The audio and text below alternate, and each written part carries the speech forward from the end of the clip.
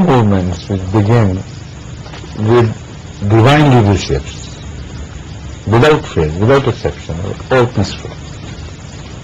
No divine movement is ever created to create disorder or bring about a revolution with the sword. They all start peacefully, and they are peaceful. Yet the enemy feels threatened by those peaceful movements, far more than these armed movements, because the message of the peaceful movements is so powerful, so disarming, so loving and winning the hearts, that they are afraid, they are terrorized. The word peaceful has reminded me of Hadhrat Isa alayhi salatu wasalam. And it also reminded me that we claim to be a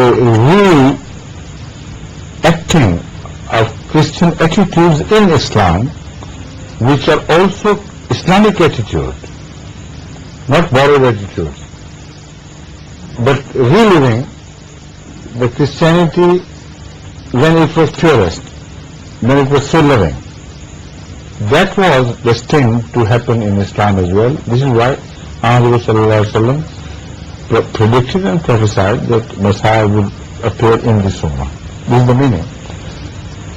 So, I inquire from this series by way of just pointing out, what was wrong with the message of Jesus Christ? Was it not the most peaceful message ever witnessed by the people of that age and the people of earlier ages? Most loving, most innocent, most peaceful message, yet the reaction against that was so violent that it was far more violent than the reaction of Pharaoh against Moses. I can prove it from the history. Moses was permitted to live peacefully, and he was not murdered by Moses or attempted to be murdered either. But Jesus, a man without a sword, with no weapon in his hand, could not be tolerated even for a few years, could not be tolerated even for 3 years. When they outcried, murder him, destroy him. His message, don't you think it is peaceful? It is potent, with something which will bring about a revolution if you don't destroy it. So the same is case with Ahmadiyya. They can tolerate mullahs, extremists, they can cope with them, they are coping with them.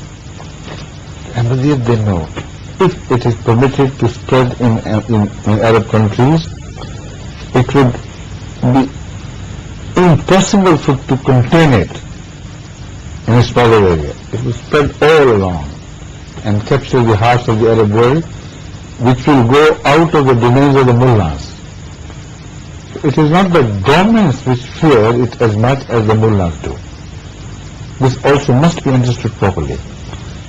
This is exactly what happened at the time of Jesus Christ. Roman Empire was not directly concerned. They did not care, because they knew it was peaceful. But the mullahs were concerned of that age, and they compelled the government to move against. So this is the vicious circle. The Arab governments know we are innocent people. Their intelligence must have informed us what sort of people we are. And they know, okay, Zafrullah Khan, what he did for them, and he was personally held in such honor by all the Arab sovereigns of that time.